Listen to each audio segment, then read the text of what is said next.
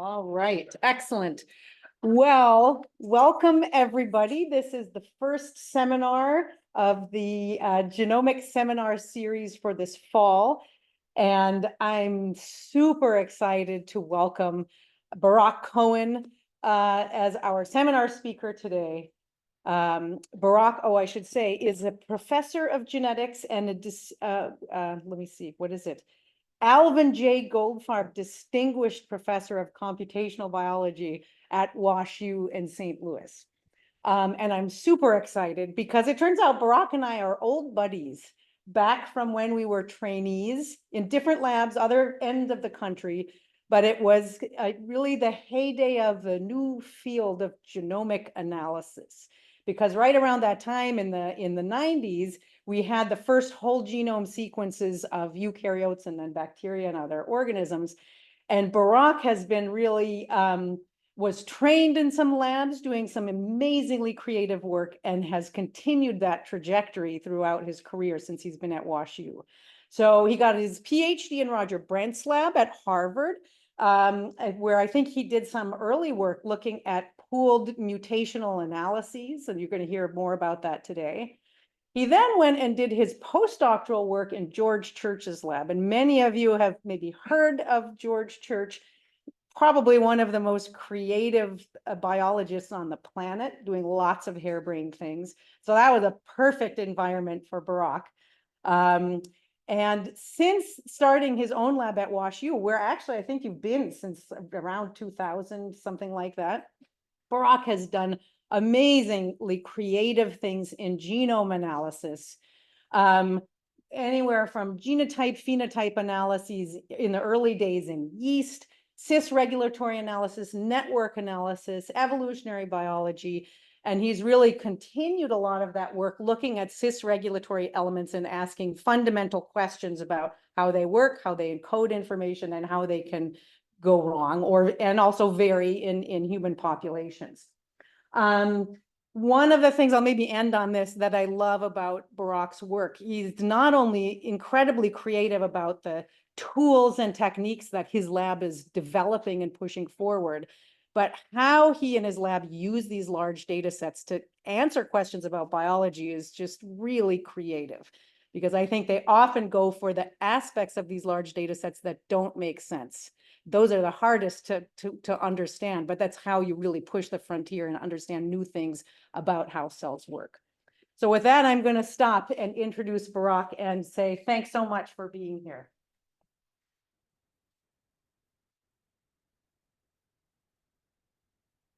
Thank you, Audrey. It actually really does mean a lot coming from you. I get introduced a lot, but I actually do appreciate that, because Audrey has known me and I've known her for quite a long time. So that she's seen my trajectory, I've seen her trajectory. And if it were reversed, I would have said the same thing about you, except for the harebrained thing. All right, so the topic of today, so thank you, it's great to be here. There's so much good work going on here, so many friends here. I'm excited to meet new people here. And the topic today is integration of cis-regulatory information in the genome, which is general enough that it left me room to pretty much talk about anything. So what I'm gonna do most of the time is my best Woody Allen routine, openly being neurotic, and my worries about AI. So the main thing that is on my mind these days is artificial intelligence, and I've yet to really figure out whether it's the greatest thing since sliced bread or whether it portends the end of science as we know it. And so this will nominally be about cis-regulation, but it'll be in the context of what in the world are we actually supposed to be doing with AI, and how are we supposed to be using it? And is it going to help or hurt?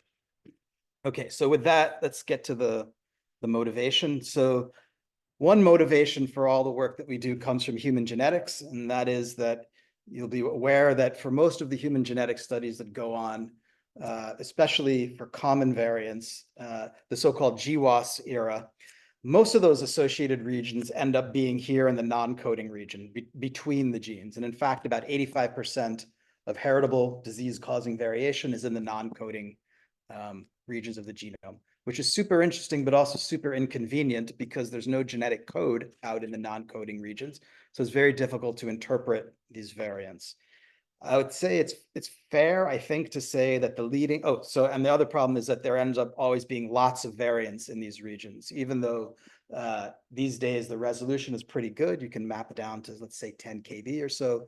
There still end up being a few hundred variants of interest that you have to look out. So figuring out which is the right variant or variants that are underlying your association signal is still challenging. And I think it's fair to say that the leading hypothesis is something like the causal variant is going to disrupt a transcription factor binding site and exert its influence by changes in gene expression. That's not how all are going to work, but I think it's fair to say that it is, but I don't want to use the straw man hypothesis, but it is believed that many will work this way. And it's been remarkably hard to actually get evidence for this. It's very difficult to track down the causal variants in these GWAS and prove which one is the variant. So one of the motivations for what my lab does is we would really love to have a model, computer model, where you can input an arbitrary DNA sequence and the model will say, yes, this is an enhancer, or no, this is not an enhancer. And if it's really working, it should actually do better than that. It should be able to say, this is an enhancer and this particular variant is going to affect the function of this enhancer, and this other variant will not affect the function of an enhancer.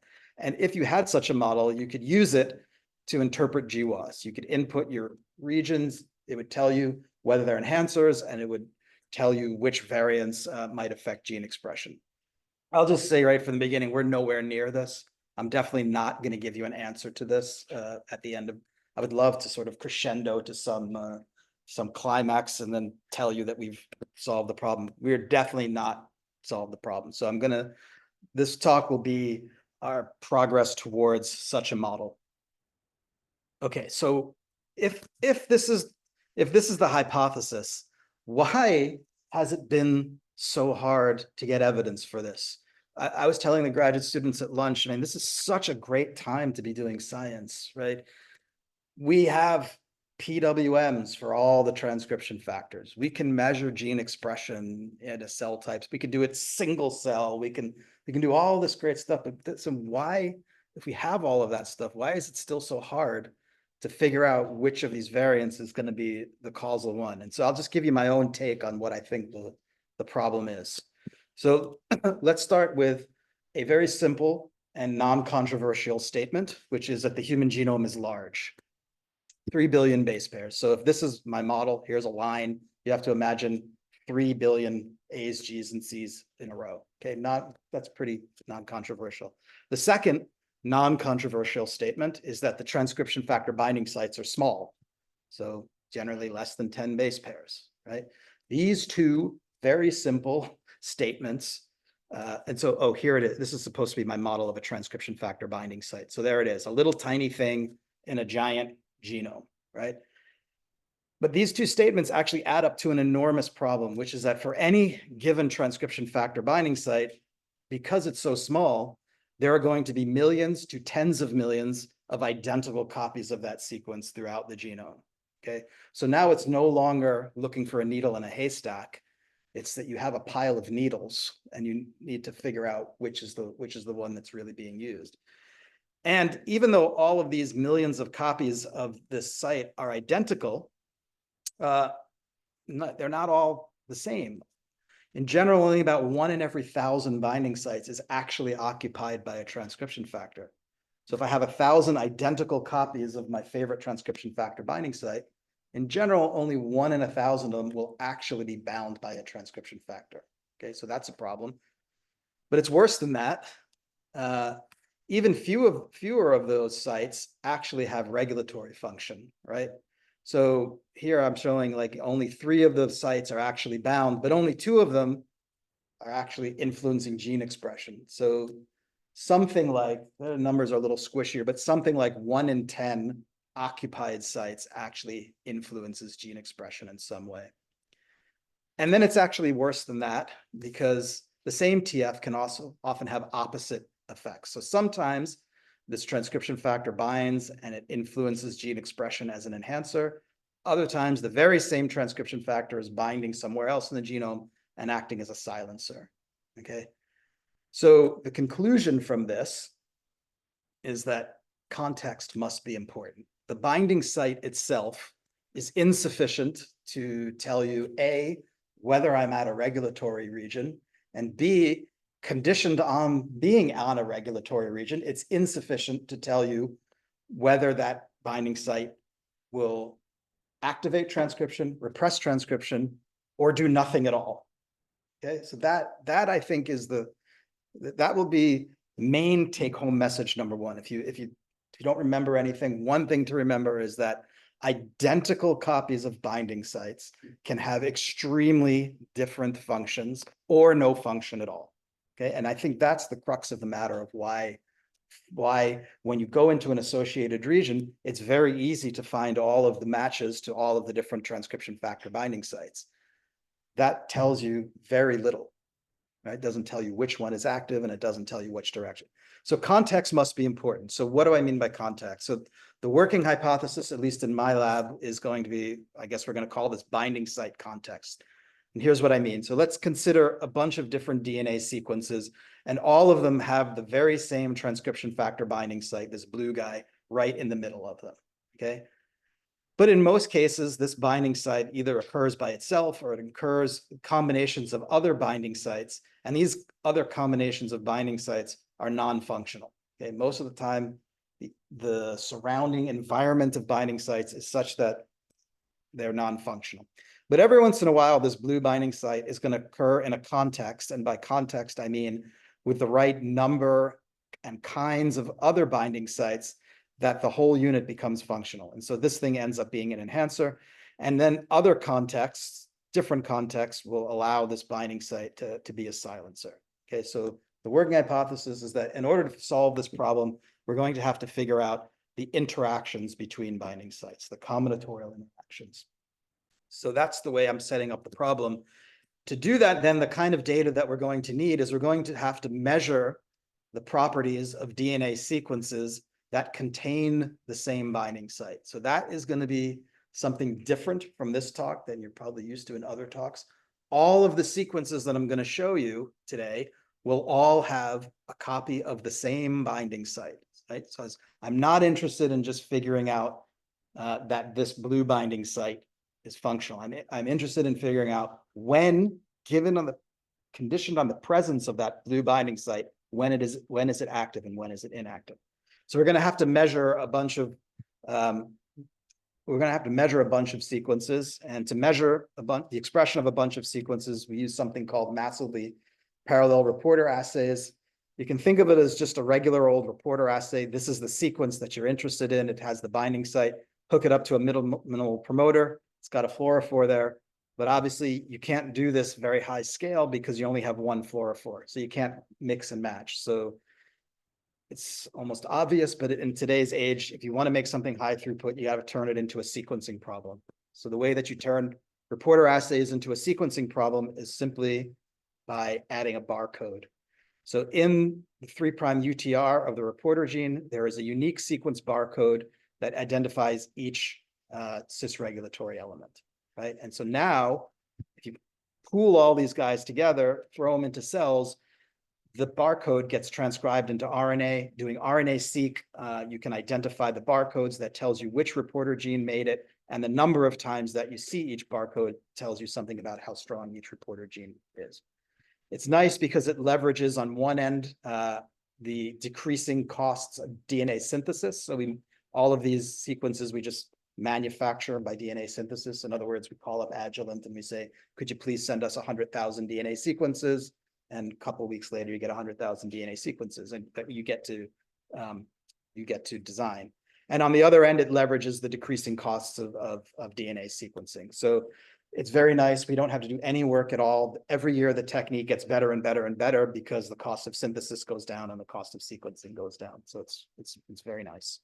The workhorse system that I'll talk about today is the mammalian retina. So I've been doing a lot of work in the mouse retina.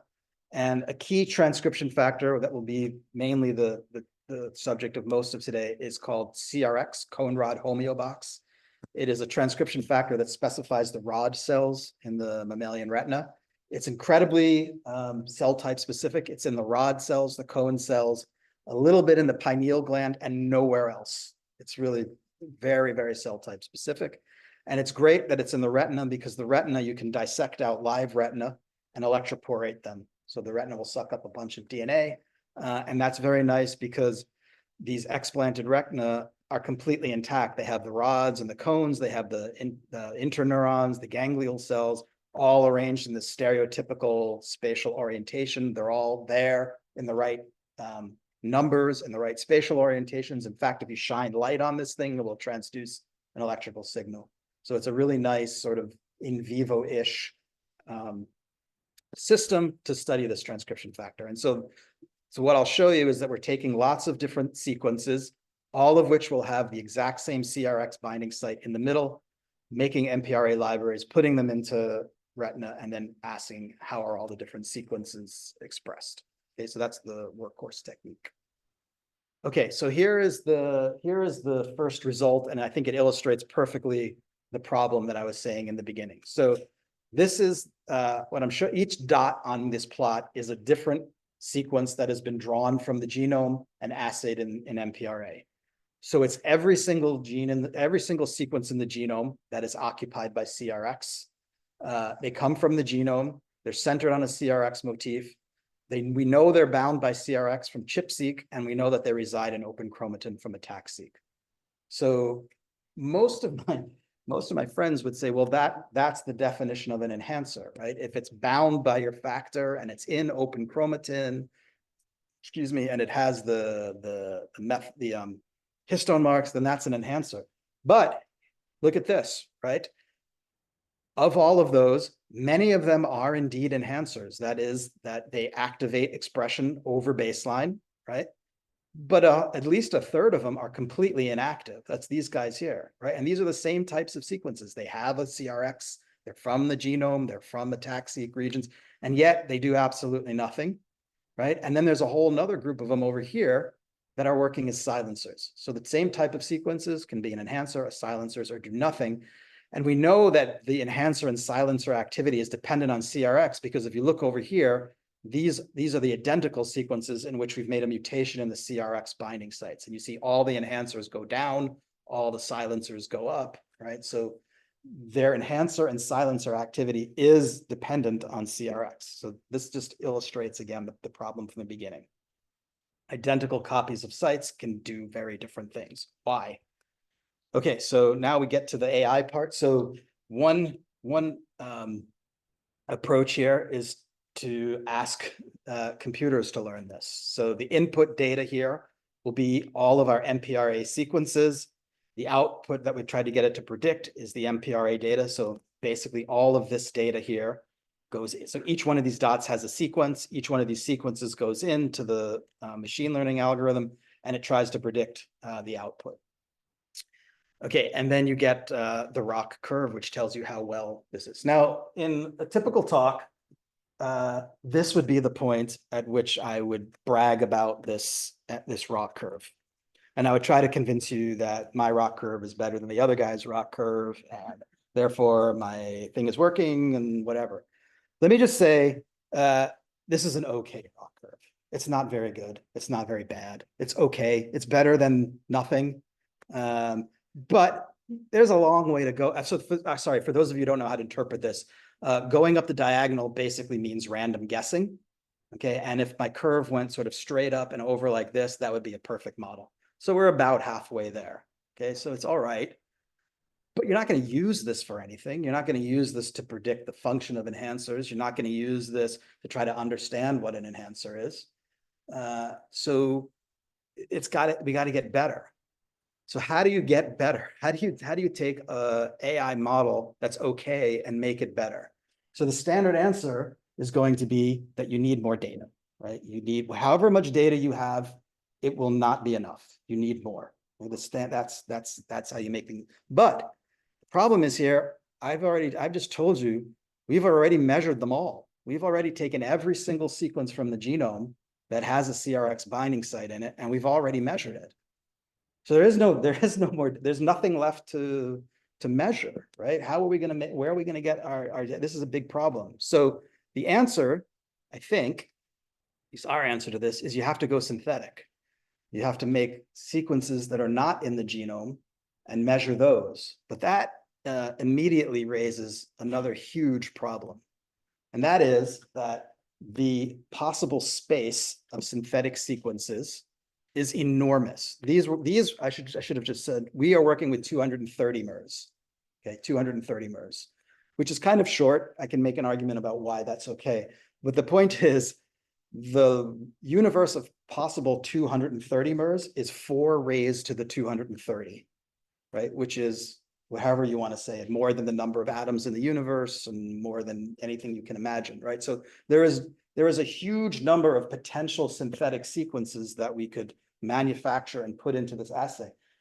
Most of those are probably going to be uninformative, right?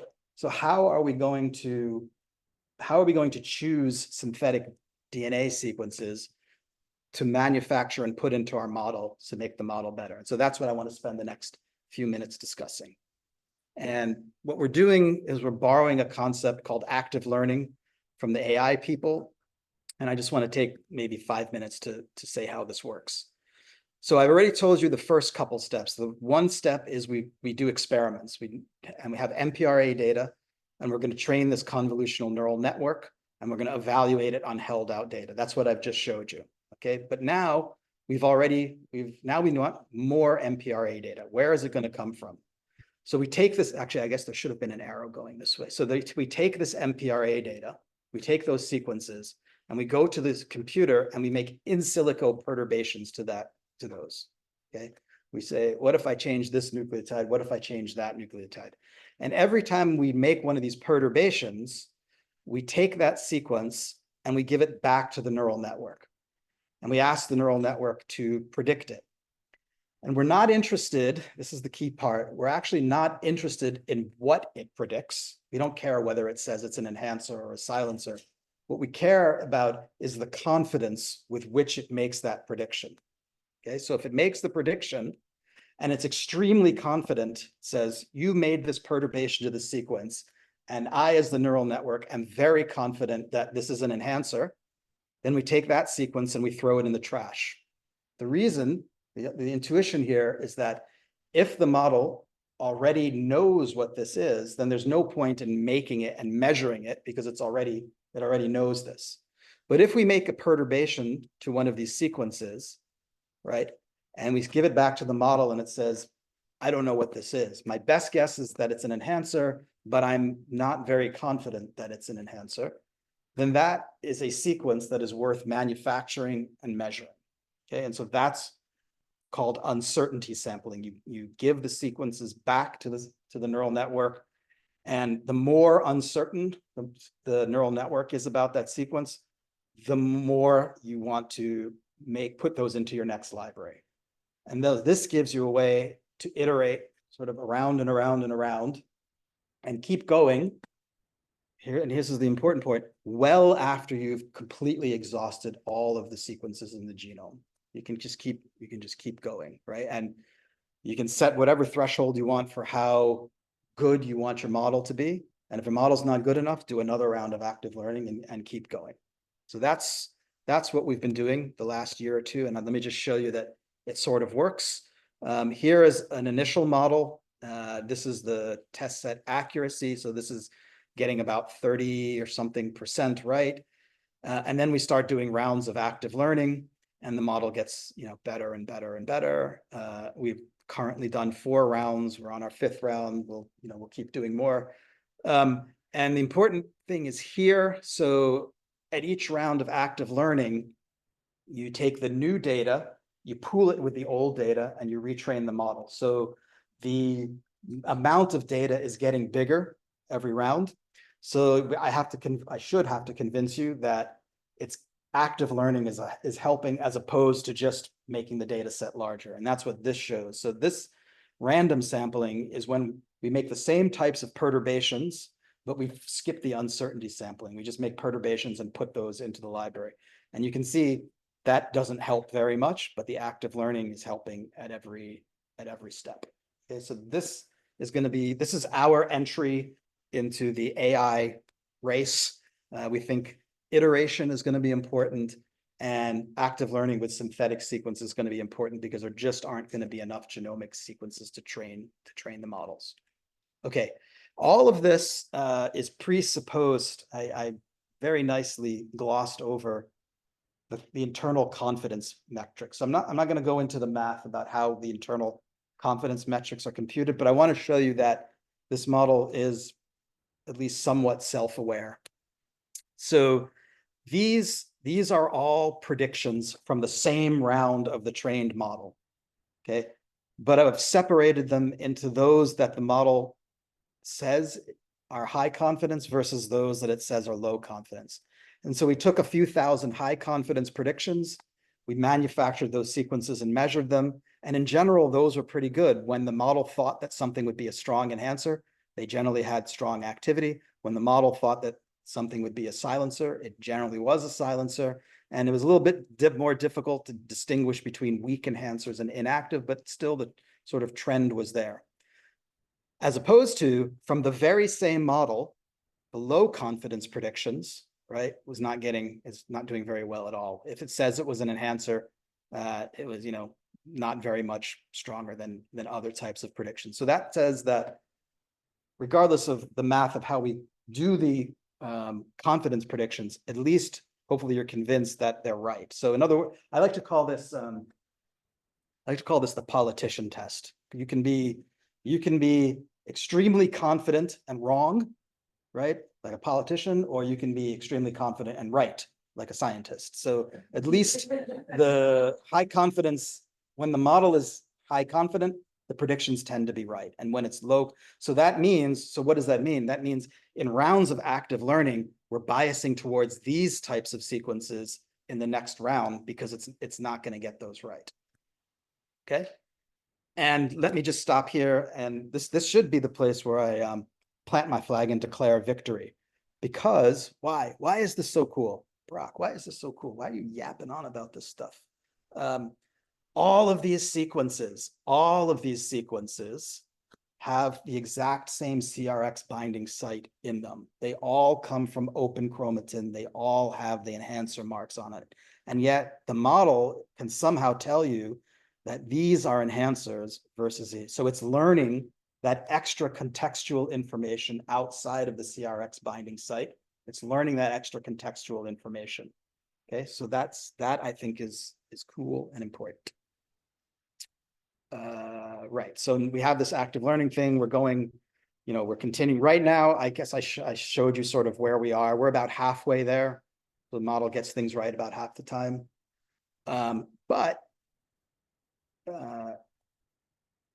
Question is, can we learn anything from this trained neural network? And maybe you should be asking me, should you try to learn anything from it? And I will say that even though this model is only getting things right about half the time, because of the internal confidence metric, we can focus on those predictions that are most likely to be true. So no sense in trying to learn things from the predictions where it's not confident, but hopefully worth trying to figure out for those predictions where it's confident, what has it learned? Okay, so that's what we're gonna do. But I guess let me just, I should do a better job of bragging about this. What could you do with this already? One thing you could do with this already is to design synthetic enhancers, right? I could manufacture out of thin air sequences that have CRX, and ahead of time, I could tell you those that are going to be silencers or enhancers. So there are maybe some biotechnology applications where what we have is probably already good enough. Okay, but can you learn anything? So how are you going to learn anything? So one way to learn about these is a method called backpropagation. So basically you can think of it as you start with the prediction and you trace back through the weights, and you find at the end the nucleotide in the sequence that contributed the most to the prediction. Okay, you can't really say what that nucleotide is doing, but you can say this is what the model, in this particular sequence, these are the nucleotides that the model thought was good. And we're using here Anshul Kandache's, what is it called, deep lift program. So here is an example of what you can do. We call this, affectionately, we call these the evil twins. So both of these sequences have a CRX site right in the middle of them, because they were picked that way. And both of them also have an additional site for a transcription factor called NRL, which is another important transcription factor that works in the rods and cones in the mammalian retina. In this case, the NRL sites are actually identical. The nucleotide sequences of the two NRL sites are identical. Obviously, the arrangement of the sites is a little bit different, and all the sequence in between is different. And what's remarkable here, again, going back to the initial problem, is that this sequence here is one of our very strongest enhancers, and this sequence here is completely inactive, right? And so you would never be able to predict that from just doing a motif scan. The motif scan would tell you these are identical. They both have the same two transcription factors. But yet the model somehow is able to learn that this is a really strong enhancer and this is is inactive. So now if we go and do this back propagation business, and here's what you get. At each nucleotide, the height of the letter tells you how much it contributed to the prediction. If the letter is positive, it tells you it contributed in a way that makes it an enhancer. If the letter falls below this line, it tells you that that nucleotide contributed in a way that the model thinks it's a silencer. So first of all, one thing that's very cool is if you look at the CRX site here, there's a stack of letters, and here the stack is much smaller. So again, even though the nucleotide sequences of these motifs are the same, somehow the model knows that these are going to contribute and these are going to contribute much less. It's even more dramatic for the NRL site. Right here, there's really nothing over the NRL site, but here there's a big stack of letters over the NRL site. So somehow the model is able to distinguish between identical copies of the NRL and know that this is important and this isn't.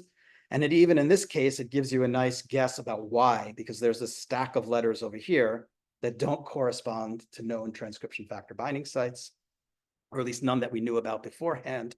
And so, the hypothesis here is that this stack of letters here is providing the extra context that makes this NRL site important. And I'm not going to show you the data, but we've done experiments where we take this sequence and we transplant it down into the inactive sequence, and we can revive that inactive sequence and turn it active.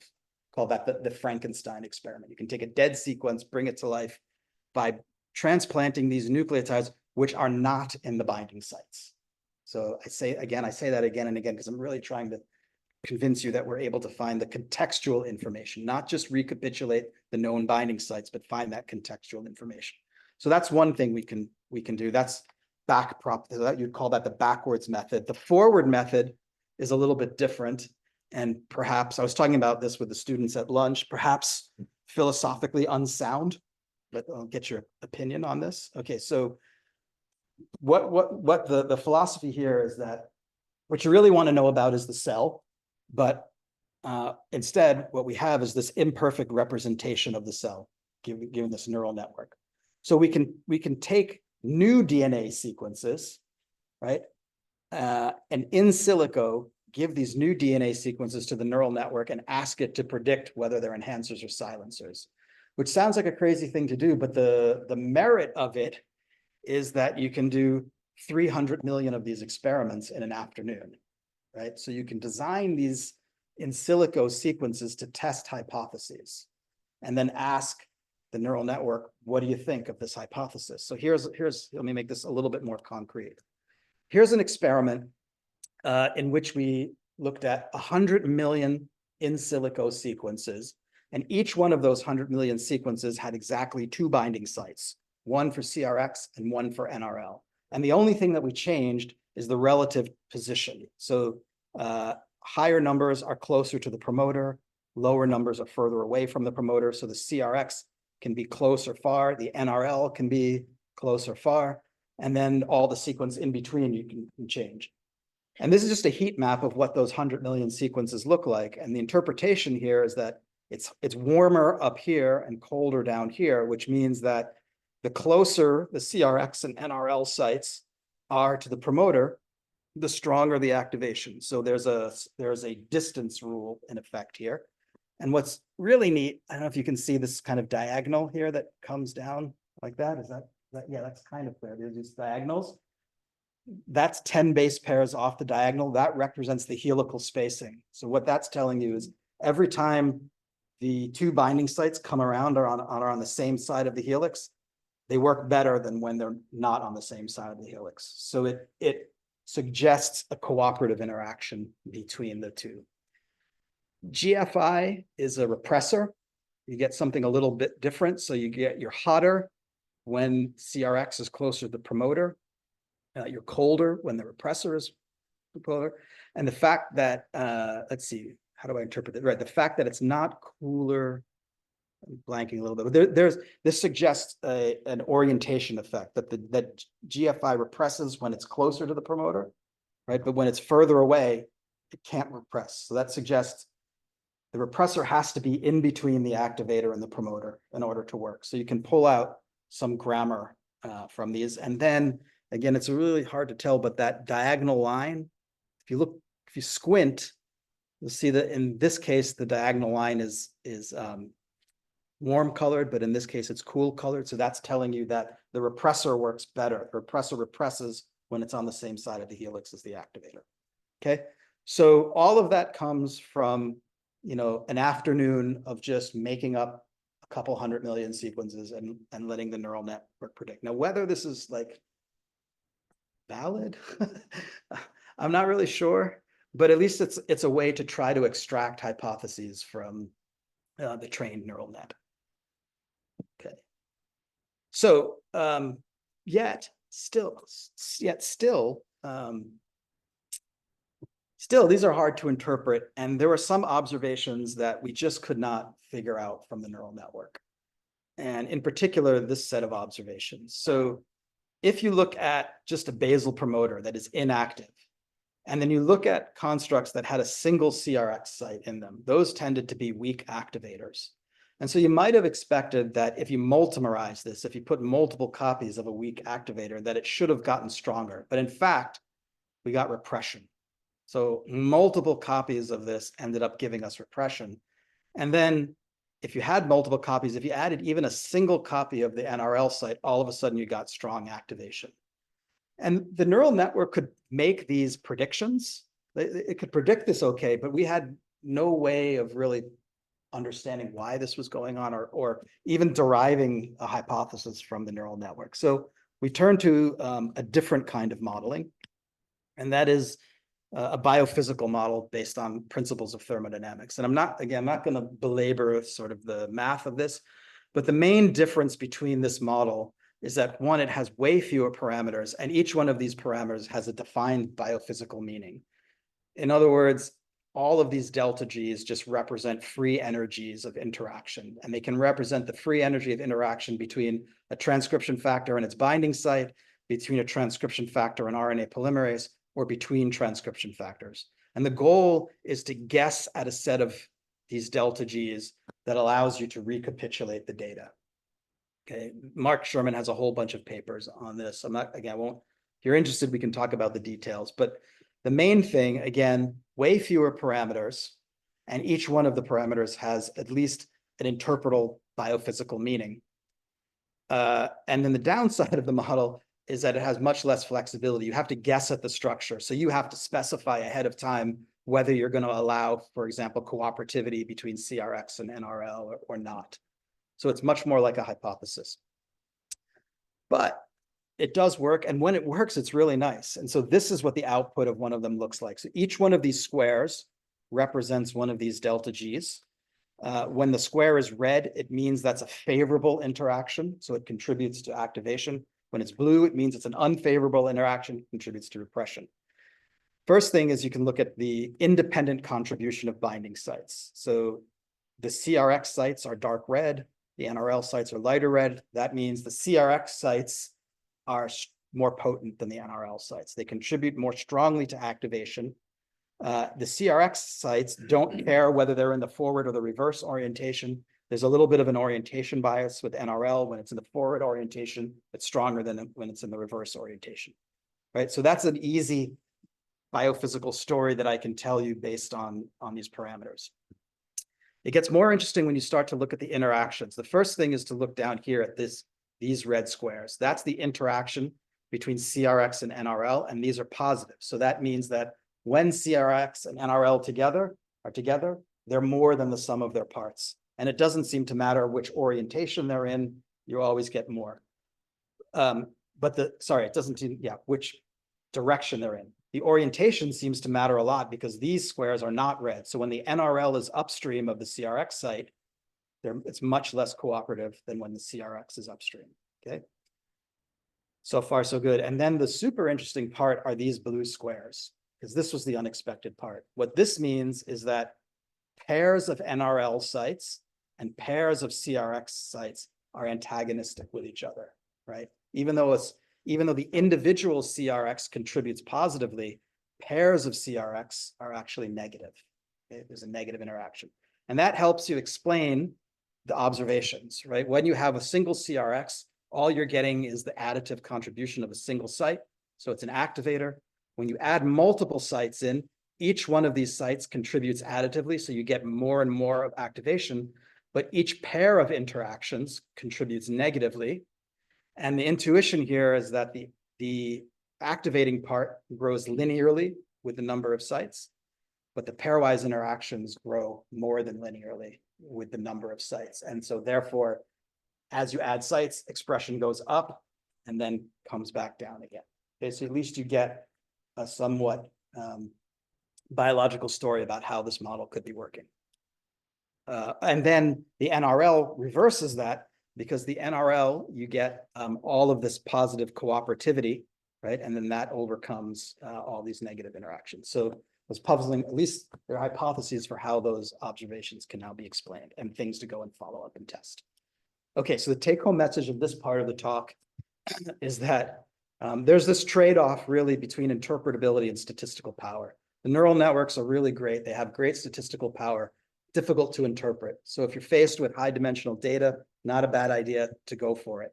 However, there's probably still a place for more biophysical type models, much less statistical power. In other words, you really have to guess right in order to do the work. But when you do guess right, then they're much more interpretable. So of course, that raises the possibility that there's some hybrid approach that is going to borrow positive aspects from the neural networks and some interpretability issues. And I think Justin Kinney at Cold Spring Harbor, I think, is doing some nice work along these lines. Okay, so that's it for that part. I can't tell how much time do we have? You have 15 minutes till the end of that. Perfect. Okay, great. So in the last 15 minutes, I want to tell you about something different. This is some brand new work that we're doing on long-range enhancers. And why? One of the really remarkable things about enhancers is that they can work over super long distances. It's one of their, I think, coolest properties. If you look in the genome, about 20% of enhancers are close to the promoters that they regulate. But the rest of them are actually pretty far away.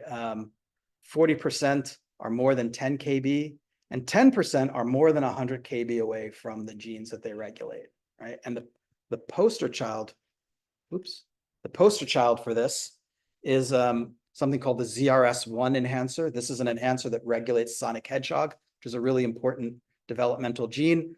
The ZRS enhancer is 1 million base pairs away from sonic hedgehog, and it resides in the intron of a neighboring gene. And it has no effect on that neighboring gene, but it reaches all the way over here to regulate sonic hedgehog. And it's really important. We know it's important for a few reasons. One, mutations in this cause polydactyly in people. So it's for that. And also, if you look through evolution, snakes have mutations in ZRS, right? So sonic hedgehog is involved in limb development. Snakes have no limbs. They have inactivating mutations in ZRS.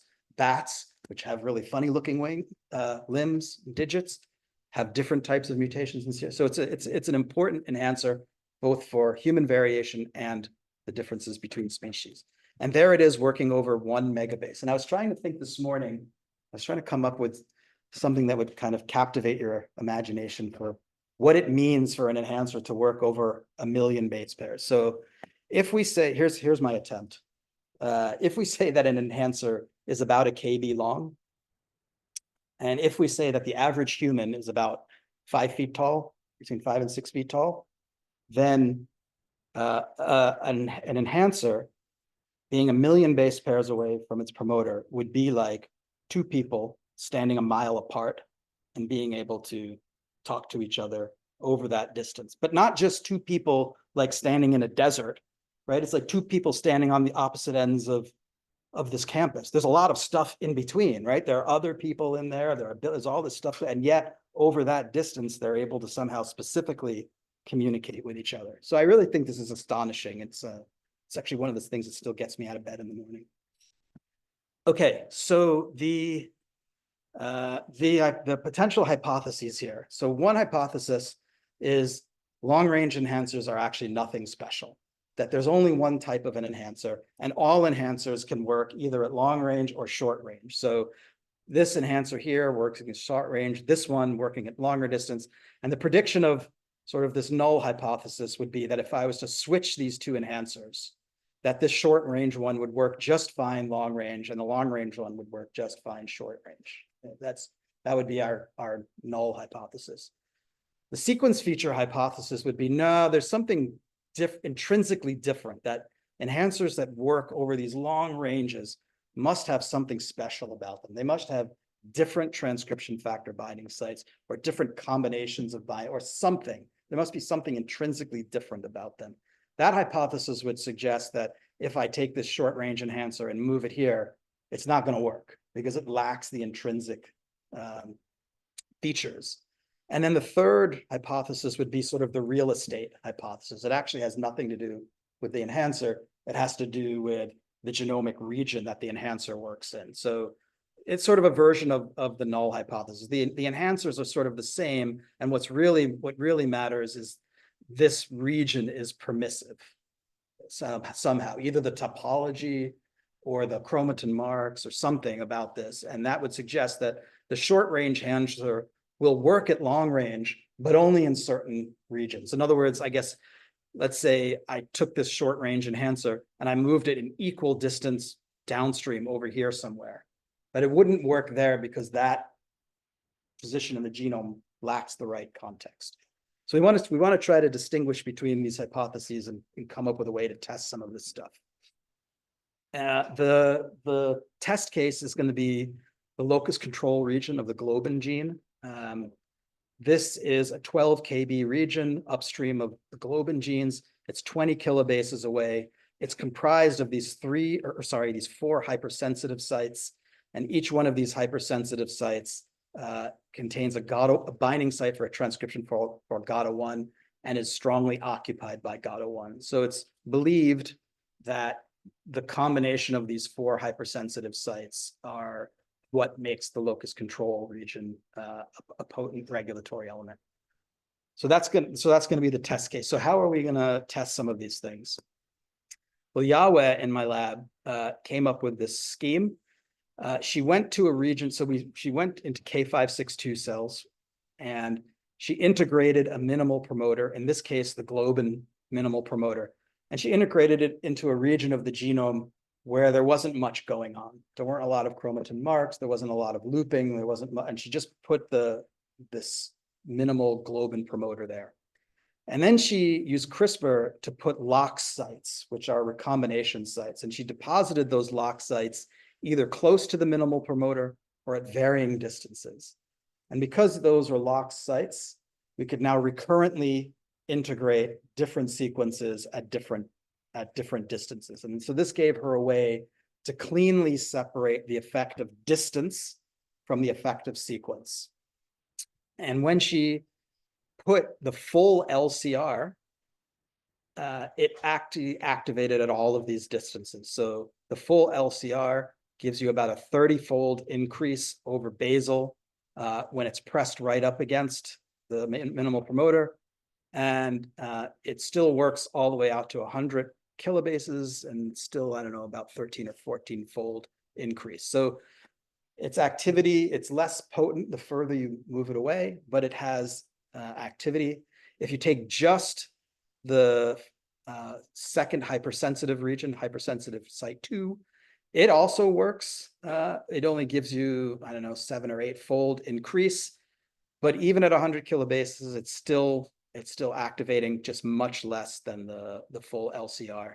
So you can measure both the full chains, you can measure the slopes of the lines, and you can begin to say something about how these enhancers are working over different distances. Okay, so that was the first pilot experiment. The second pilot experiment was to ask, what about the LCR allows it to work over such long distances? Which hypothesis does it conform to?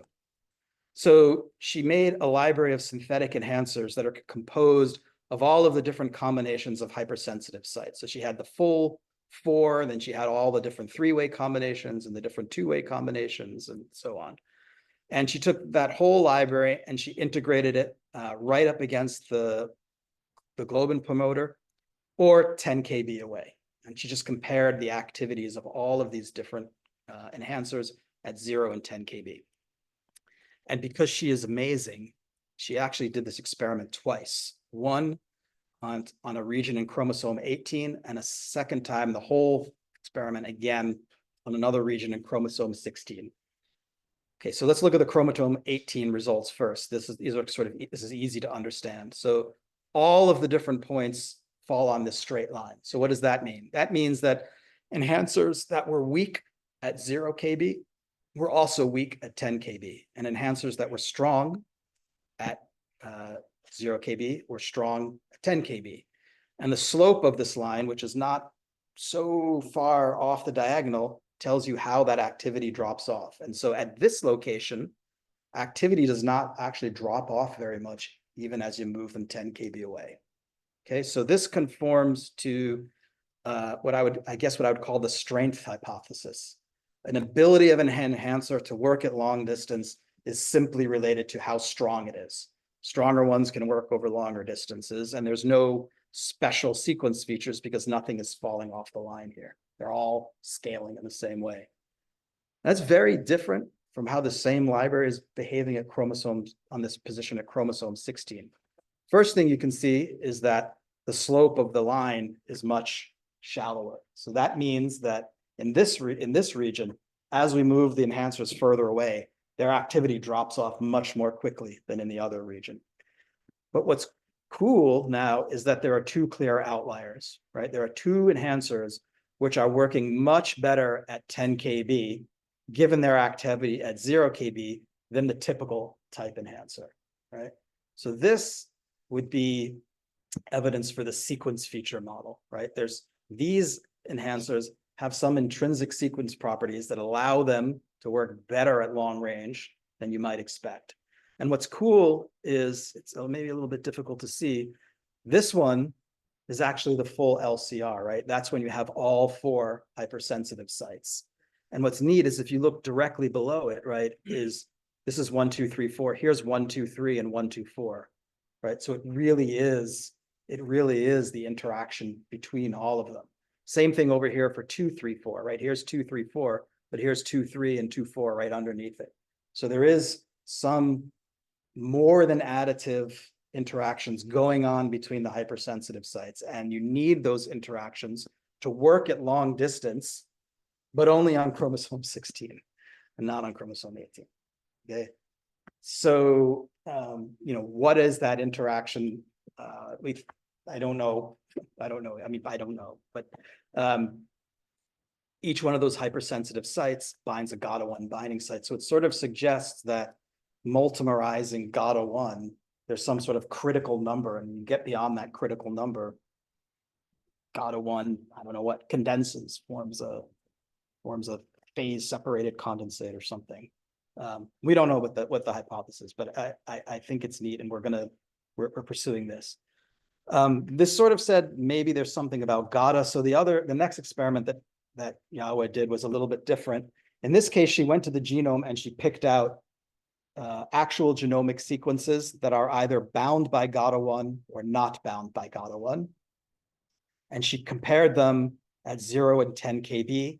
But this time she added in a wrinkle. She used either its natural gamma globin promoter, or she swapped in a different type of promoter. Okay. And the really interesting result here is that the blue dots and the orange dots scale differently.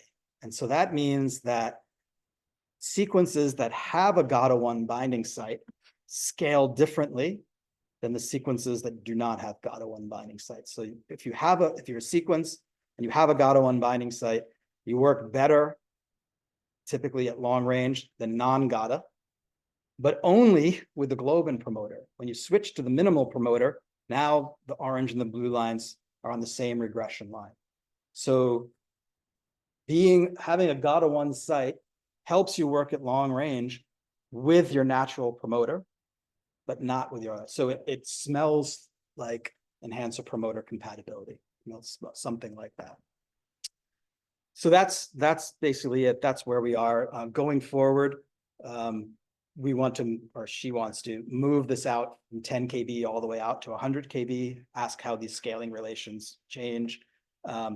Larger numbers of sequence, particularly at the longer ranges, and hopefully, eventually, there'll be, right now there's not enough data, but hopefully there'll be enough data where you have points, enough, like, how should I say this? Enough points in this region here, right? Where you've got some sequences that are clearly working better at long range than short range. And that will serve as the basis for the next round of active learning. The next neural net will try to predict what are the sequence features of long range versus short range enhancers. And then that'll be the next cycle of active learning. So that's our 10-year plan. Yahweh will be leaving way before that. She's up for graduation next year. Okay, so that's it. So what did we talk about today? I wrung my hands a bunch over active learning and AI. I told you that there's probably some room for both biophysical models and neural network type models. And then we finished off by talking a little bit about long range enhancers. There's nothing left except to thank my lab, the people currently working on these projects, the people in red who are no longer in the lab and are off to better, bigger things. Everything that we did in the retina is done in close collaboration with my WashU colleague, Joe Corbo, who is an expert on the retina and particularly gene expression in the retina. I'm part of something called the Edison Center for Genome Sciences, and these are the people who run our sequencers and our cluster, and we could absolutely do nothing without them. And these are the people that pay us to do this. And thank you very much.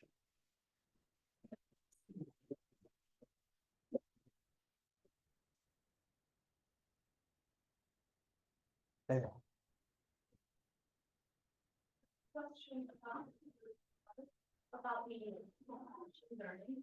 So with your generating using the CRX, but you are learning the context outside of it. So I was wondering the data like the network you get training using CRX, will it be accessible to other molecules?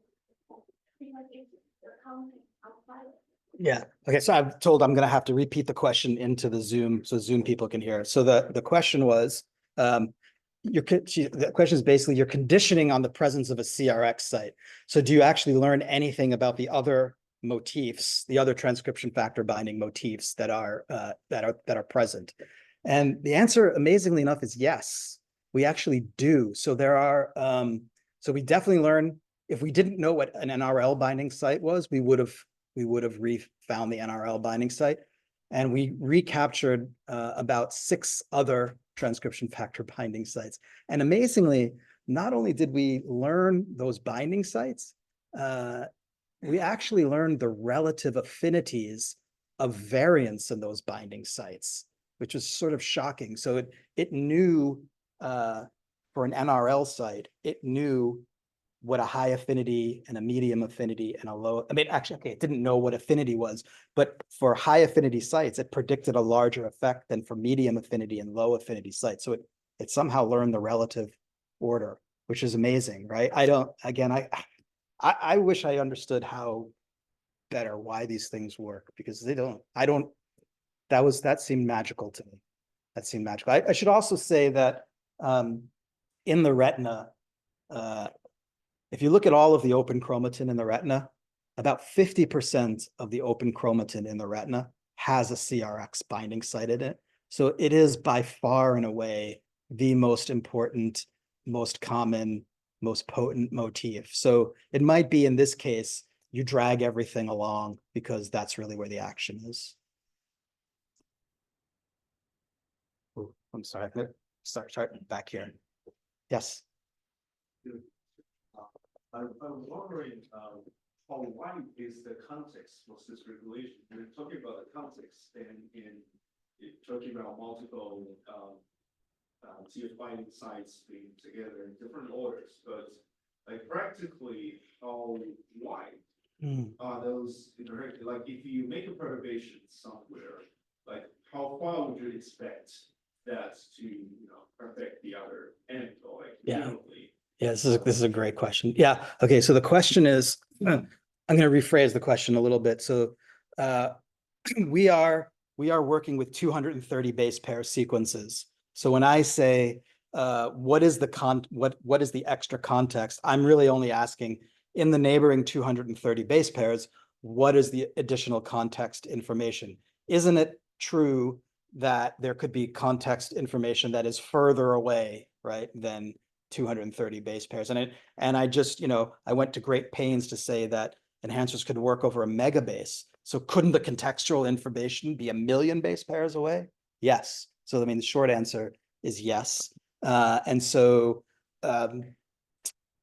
this model, right, when I show you how well this model works, it's always back on the MPRA training data itself, right? So, but it's true. So the question is, does this model work does it work at all in the genome? I take this thing and train on MPRA data, how well does it actually work in the genome, where contextual information could be much further away? And no, it does not work as well in the genome. You lose quite a bit of predictive, probably about half of its power goes away, which would tell me that about half of the contextual information is probably close by, and another half of it is sort of much further away. And to get at that is a little bit different. Now, that said, we have some work I haven't shown you. Well, I'll cite two things. First of all, there's a model called, what's the Google model? Come on, you guys are all using it, right? Say again, not AlphaFold. I can't. The one that, so there's a Google, the Google version of this takes all of ENCODE data, and it uses a technique called transformers so that it can look out much further away. And it was published as taking into account contextual information over many hundreds of kilobases, right? So at least the machinery is there to do that. In practice, the follow-up paper showed that none of that long range stuff was actually contributing to any of the predictions in the Google model. All of the stuff that it was actually using was all very close by. So that's one empirical point. And then the second empirical is we got in some older work from what we've done experiments where we take enhancers and we move them all over the genome. And we ask, how does this enhancer work here? How does it work here? Right. And we do that at many different locations in the genome. And we do that with many different enhancers.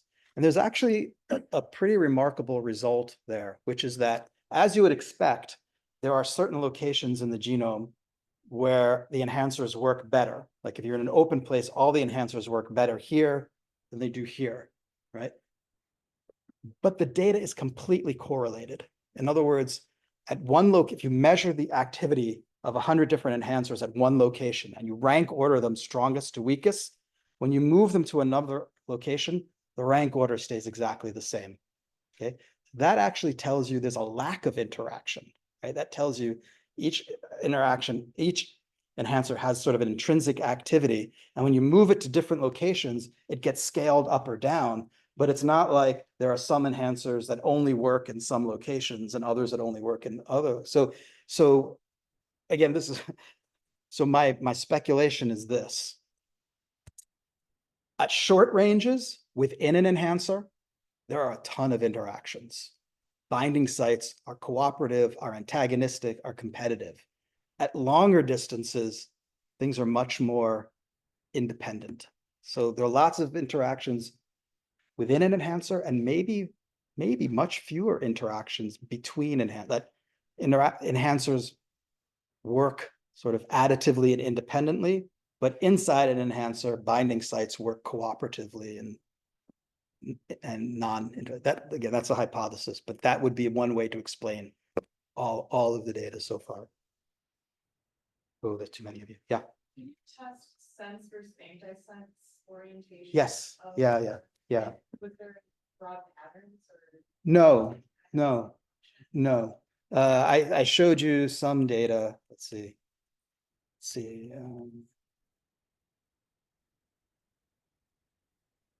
Yeah, so here's a case, right, where in that NRL works better in one direction versus the other direction.